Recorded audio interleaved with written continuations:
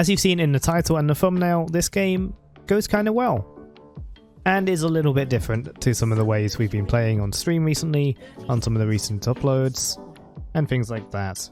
For one, we start with a different Mythic. We start with a possibly very strange build to people that haven't seen it before. It's a bit of a classic. I've been doing this build ever since the beginning of Season 11, and despite its effectiveness, I always think of some kind of theory-craft reason why it shouldn't work and stop using it. And then I use it again on a whim, and then it does really well. So obviously, no amount of games that I play as an individual will make up a significant sample size. So therefore, we can never say any time in any particular season that something is the best build, because it just isn't going to be until everyone in the world starts playing Thresh top. So I do a Mastery 7 hook there without the Mastery 7, unfortunately. During the start of this game, I did feel very upset with myself on my performance, but I do manage to shake it off. We're just going to have to tank a few more of those, if you don't mind. And right now, I'm a little upset as well. At about 3:10, a bit late for me, but we're going for a ward and a Tribush to make sure Shogath does do a little sneak up. And I'm a little tilted right now, because I just did 18 minutes of this very replay commentary recording. Oh, there you go. There it is. I did 18 minutes of this replay commentary recording with the microphone off, so when I saw that, there it is again, that my sound was being picked up, I just kind of stopped living for a few minutes. Anyway, cancelled an auto attack on that one despite the sound playing, so that's funny. Thank you, Riot. And then taking more of this farm, trying to zone Garen, obviously not doing a very good job of it right now, but we will get better at it. Just kind of be my own ward for a little bit, apparently.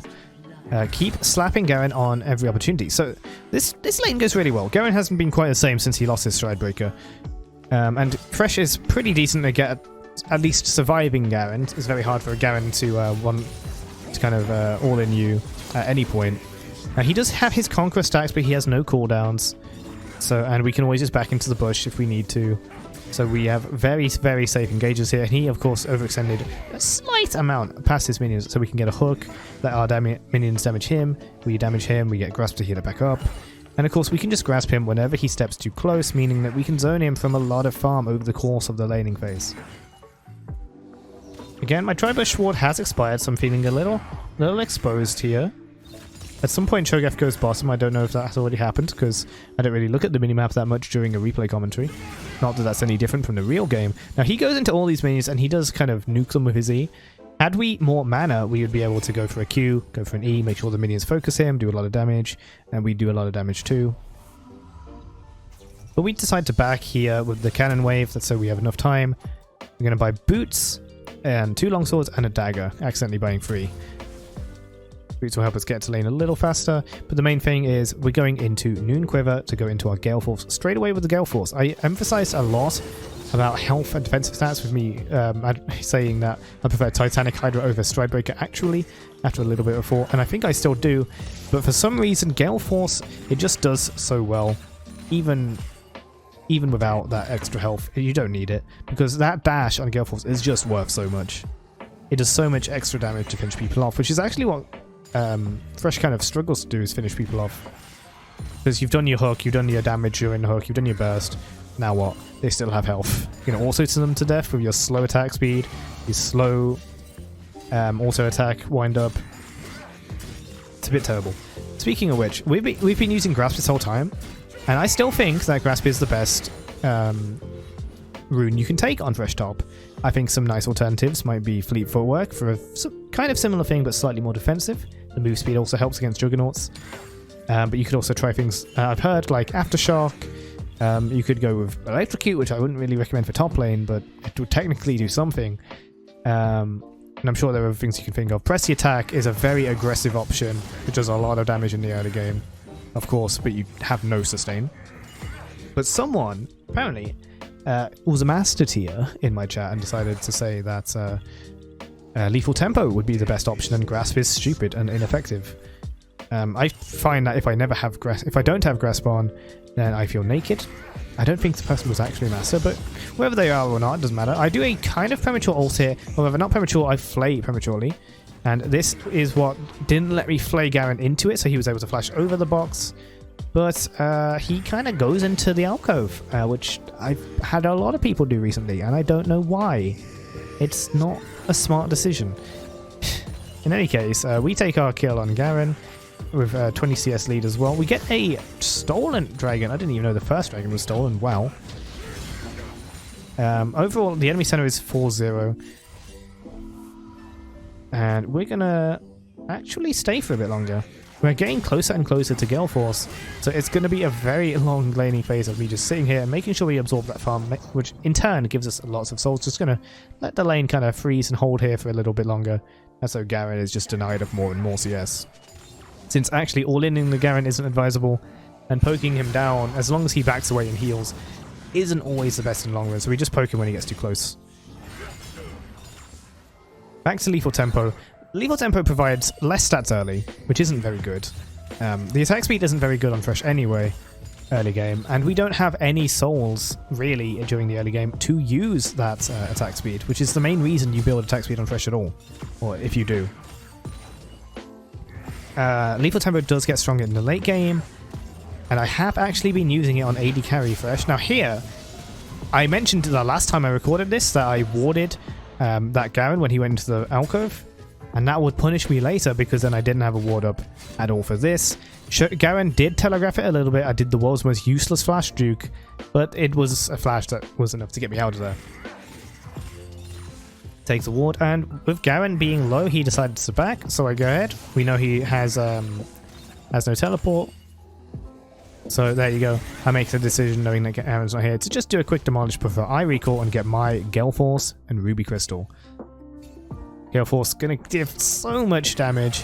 Stats are very similar to Stridebreaker, but for some reason that active is just so good, and that extra 15 AD is so good. Remember, that's an extra like 30 damage on your charged on hit, and of course extra 15 damage on every auto attack, obviously. But back to Lethal Tempo. The late game Lethal Tempo sounds amazing, and it would be really good with the souls. The damage would be amazing in theory, but you have 450 range, and worse than that, you will be limiting your attack speed, which only gets more and more detrimental and in kind of scale in how much your attack speed is decreased when you move and attack, i.e. orb walking or kiting. Could have gone more aggressive on the Garen here, I think, and I realised it a bit late, but at that time it's too late and he's got his shield, so I can't hook him, and the minions are here. So my mistake, I could have hooked him there. Maybe just being a little braver with the tower shots. I tried to psych him out of his recall, but he didn't take it, and then before they missed. Do as much damage as I can here. Even tank the minions, so my minions get a few extra hits. Try to push the cannon away, but Thresh just does not have the ability to take the cannon. If you don't know what I'm talking about, by the way, with the orb walking on Thresh, if you try to get 2.5 attack speed on Thresh, and then you try and go ahead, try to move an attack on a target dummy in practice tool, orb walking, and then try it with someone like Azir or anyone with a really nice auto attack animation. Not with soldiers, just plain Azir. You'll notice a huge difference in how much faster and better it is on Azir than it is on Thresh, and that's another reason why you probably shouldn't go Lethal Tempo. If you're not going for attack speed items, then Lethal Tempo probably won't push you to that extent, because it does get worse the more attack speed you build. This doesn't mean that attack speed is useless, but if you can keep the enemy close to you, then within your full 50 range, then you can do a lot of damage. That's why I'm not against building attack speed. And this was a bit better when Frozen Mallet was in the game and you could actively slow them into it. That said, Thresh's tools are more than enough. You can almost hold that. As far as the lane goes, we are maintaining about 30 CS above him. Constantly pushing now there to just create more and more pressure top lane. We even have pressure on this turret here, which he's going to realize is going to go down. I kind of box a little prematurely, and I flay off to an angle because I was late. He was below me, but then he wasn't. So if I played to the right, we would have got a box hit and potentially a kill. But I dropped that. I just heard a Shogath hit the crab there. And there he comes. Oh, wait, yeah, he got Rift Herald, I think, but it didn't come up in the replay. I don't know where he ends up dropping that either. So our bot lane were pushed to the inner turret for the most time, but their bot turret is very low. We might be able to take that pretty soon. I buy Winged Moonplate and Mercury Treads for their high CC team, despite fighting a Garen in lane. Gonna go stop his teleport. He's thought maybe if he just hid in the river I would notice, but I made sure to give chase. That way he can't help, or at very least he can't profit off of the stuff going down in bot lane. He got a lot of kills. And he actually goes to mid lane instead to get some tower damage here. So we're playing Kind going down top lane. He's going to make someone teleport. LeBlanc. I check Krugs, and there's no Krugs there. So we back off and go down to the dragon, which is currently being taken. Kayn gets a smite on it. Pyke is able to stealth out of it. I try and get an assist, not a steal, so I make sure to flay because it's not going to do any damage. If I auto, it would steal it, but then Ara steals it anyway. Take a bit more farm. Now, I greedily go for some mid lane farm, and I'm also loitering about here before deciding I want mid lane farm. Meanwhile, Garen is pushing it down top lane. You can see where this is going to go. Go ahead and take this cannon wave, get the souls, get the CS, 90G. But by the time I reach top lane, it's already gone to a cannon wave. Garen does leave in fear. I'm pretty sure I could kick his ass at this point. But we'll never know because he thinks I can, and so he runs away. Maintaining almost 50 CS lead now. Gonna go ahead and take Grom for another soul and some gold. And go ahead and ward this blue buff for our jungler. Which hopefully he does take at some point. There we go, he does. Now going bot lane to try and take on the Senna, and if not her, then the tower here.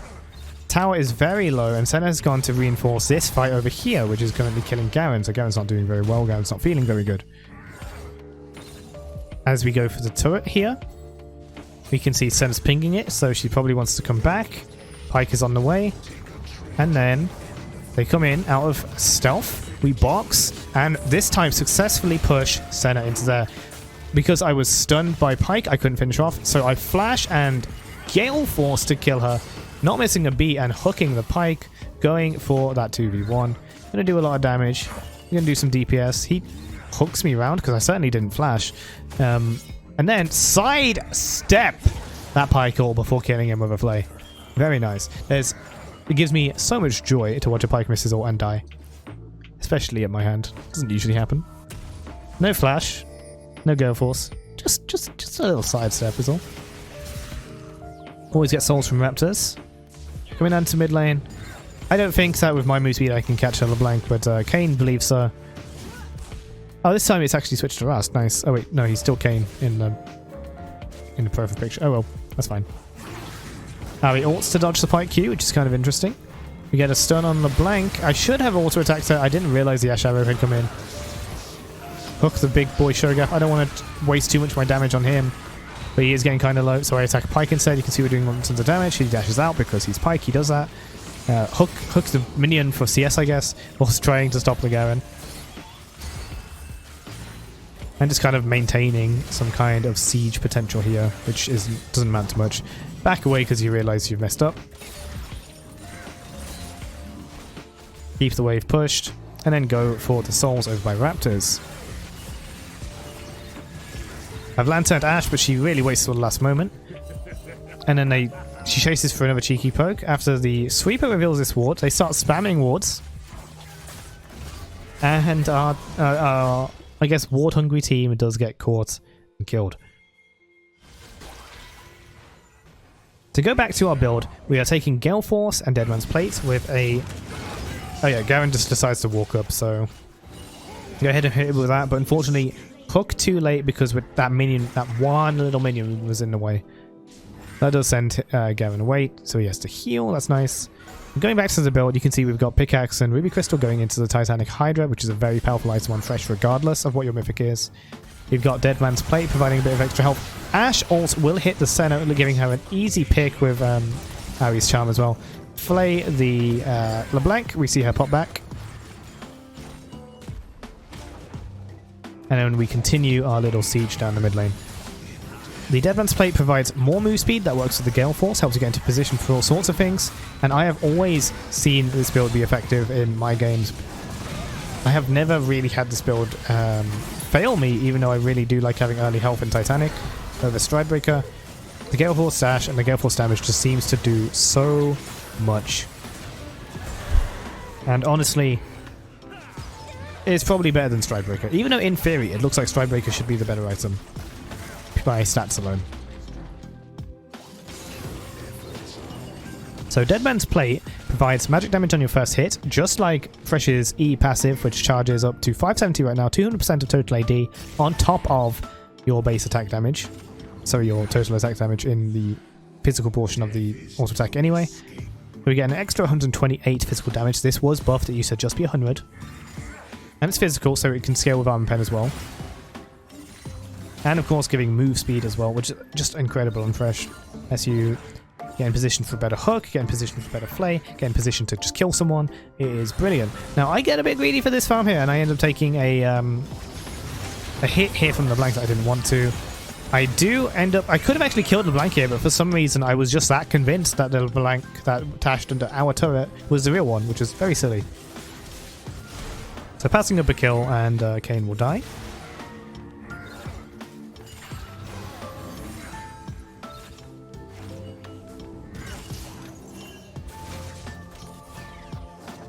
After a long exchange, Ari will R in and die to a pike as well. I'll recall for some more items. We can see the Titanic Hydra still just as powerful a damage spike and power spike in general as it is when you build it first. And then another Ruby Crystal, because being tanky helps you do more damage for longer, meaning more DPS dealt, meaning that 132 souls we've got by 29 minutes will really be working well. If we look at our E, you can see we're doing 200 damage on hit with 135 souls. How good is that? How good is that for a passive? With no skill points involved, no gold involved. Just fantastic. It can be very tempting at this point to go for attack speed, and I wouldn't mind a Wit's End if they had a bit more magic damage, but their LeBlanc is massively behind. Their Shogaff is full tank, and no, he does do a lot of damage. The most damage I'd have to worry about from Shogaff is True, to be honest. Now he's going to kite this Garen, and Garen will find, yes, another death. To my hand this time, 502 currently.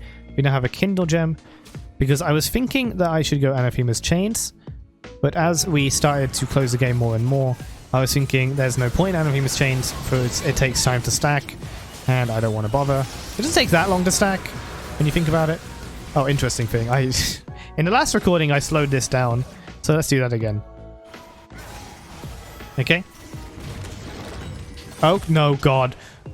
This has happened a few times, actually, last time as well, where the replay bugs the heck out, like it just did.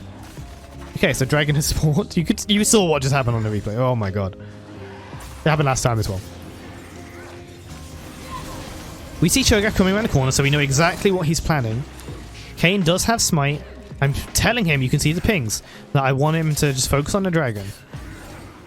Shogaff, we know he's in the bush, but he reveals himself anyway, and you can see Kayn fail his smite and my flay ends up taking it. Hopefully someone that wasn't Shogaff would have ended up taking it. But I hooked him, I flayed him, and Varus altered him that so Shogaff could not attempt to flash over. I take a massive shutdown on Shogaff. By massive I mean 150G, well it's something. And we push down mid lane with Shogaff's death. We have Ocean Soul as well, which I believe is massive regen, right? I think. Off the top of my head, I can't check it in replays. I miss an embarrassing hook on Garen here. AD carry positioned a bit too forward. We're going to get a nice Charm and Center, which is basically going to end her life. Get another attack, which pops LeBlanc's clone. She's popped back. Too bad. I bought Galeforce. Dash in. Attack. Honestly, the attack probably not even necessary, especially with Varus there. Could have charged that up for someone else. 803. So that magic damage on the Deadman's Plate, that on hit on the Titanic, the on hit on the Souls, the damage from the AD. We just do so much damage right now. Well, decent amounts. Remember, we are not a damage champion. We're not Kale. We're not over-investing into it. All we have is a Galeforce and Titanic Hydra. But of course, again, this is one game. Do not think that this is some kind of godly build, although I do really like it. And do not think that Thresh Top is suddenly, oh, godly overpowered. Look, you beat a Garen and then kill everyone despite the enemy at bot lane being ahead. There are more factors in any kind of league game that factor into this. Now, I do admit this is definitely one of the more balanced league games I've had recently. As most of them are FF15 in one way or the other. We call a Baron here, and I'm not proud of it, because I called it. and most of the enemy team was up. The enemy jungler wasn't up, but Ashe did stay over here for some reason and then get killed. She could have provided a lot more value, and I miss a hook and also box, but whatever. She could have provided a lot more value to this fight overall if she had just stayed alive, but she stayed that side of the Baron pit for some reason. There was a blast plant I think she wanted to use, I don't remember, or a lantern, but either way she just didn't come over. She could have walked around, she could have done anything, but she just chose to die. I go straight for Flash, Galeforce on Senna, but because of Senna's stupid shroud, I'm not able to click her and keep up with her. Despite losing the Baron, or not really losing it, just having to cancel the Baron, we do get a kill on LeBlanc, they get a kill on Ashe, and that lets us push forward on mid lane just a little bit before we rotate to bot lane and push that. Most of these are my calls, which is why I'm going to also mention that I did call that Baron, which I don't think was the best call, given how much damage the enemy had access to, the range they had. And though we could blame Ashe, I think maybe we could have done something better rather than go straight for Baron. Making sure to sweep around the jungle, just forget to get more souls. Those souls are ever so important. Now at 168 for a crazy 252 damage on hit, not including a full charge. I now have a Black Cleaver. Yeah, I didn't want Anathemas, I wanted a Black Cleaver. Team gets into a fight, so I flank from behind with teleport, going straight for the Senna who was in that bush, and absolutely destroy her because Fresh Burst is insane. And Shogun runs away, leaving Garen behind. I know he's going to flash. I really want to click him, but Fog of War, I want to click him, but Shogun's hurt box is just too big. So I'm like, fine, I'll take you on, big boy. If you don't want Garen to die, you'll just have to take his place. And then we push forward a bit more. Unfortunately, we left the minions behind, which is a bit silly of me. And we start doing some damage. We get a nice little Ashe arrow here off of my Ashe support. That leads to a lot of damage. Focusing on the turrets here. Pyke is back and he wants to hook. It's not going to do very much. Wave clearing. That minion spawn is a little bit unfortunate. We have a super minion coming in. Do damage to the turret. We're doing damage to the turret. I start hitting the Nexus knowing that the enemy can't really do much about us. But our team kind of hard focuses Garen for a little bit. At least Ashe does. I think with a little bit more, maybe we could have ended up threatening ending it now. Since I'm tanky, I'll be able to get quite a few autos out before dying. There's 3 Arbors, they can't CC us all. But because we couldn't kill it, because they had all respawned in time, we now have to back and go to Elder. These guys take the long route. Kayn starts Elder immediately, but the enemy team is coming. So I'm ready, and Ari is extremely ready, as you'll see. He just walks up and ults. Just goes straight in. And does get a kill on the Senna, which is a nice little pick. And that stops Shogun for a bit, so even though she does die and give a shutdown, we do get the Elder. I call that we fight immediately if possible. I think we definitely can with Kayn. But we take a lot of hits here and we split up for some reason. Go for the bot turret now. Ashe arrow does miss, gets juked by the Garen quite nicely actually, using his move speed. 1106 right now. Getting a lot of extra little poke damage here and there. Also, Black Cleaver is not something I would normally buy on Thresh. This is probably the first game I've bought Black Cleaver on Thresh this entire season, at the very least.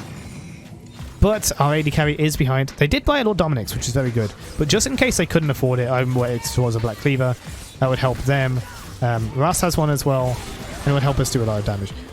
We make some catches, we make some picks. Garen decides he's in the thick of it, he might as well spin. Hook into the Shogun, and I Q in, but he flashes, didn't see that coming. Pyke also flips me over. Take a ton of damage from the Kraken Slayer Senna. Take a ton of damage more. Decide, fuck it, Galeforce the dude. Kill them, do more damage. And that is my first death of the game, but it is one that will hopefully help end the game. No, it will not. We do have to back because we do get popped. And most of us just lost our Elder. Ari wasn't there because she was dead from that time she was trying to defend the Elder Dragon. But she doesn't have it either. You can see that we still have that Kindle Gem sitting in our inventory. I sell it, I buy an Abyssal Mask, and then I reconsider. Because this build normally features a Rage Blade, so I thought, might as well go for it. I have like 200 souls almost. Titanic Hydra. There's so many reasons for me to be buying a Rage Blade, but just that extra damage and 1v5 potential. The attack speed is really good. I'm tanky enough to sit in the enemy team. Not amazingly tanky, as you could see. I did end up melting to them.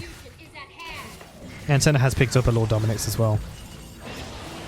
We go for this kind of aggressive Baron here, with the enemy Senna being bot lane, the enemy bottom inhibitor being exposed. Always the best inhibitor to get. Ashe fires a scouting arrow, I guess. Garen coming in from the north, got to protect our... I had to stroke that. Had to protect our AD carry. And then I start moving for the solo Senna. Hopefully our team can just maneuver out of there, keep their distance with Ashe, and not die. Garen wants to do things as well. Senna get backs away. I'm okay to remain on my own because I could honestly take them all at this point. Okay, probably not, but outside of crowd control could do it. But now we can see that now bot lane has pushed in with the inhibitor. This is the cost of them trying to defend the Baron from us so desperately.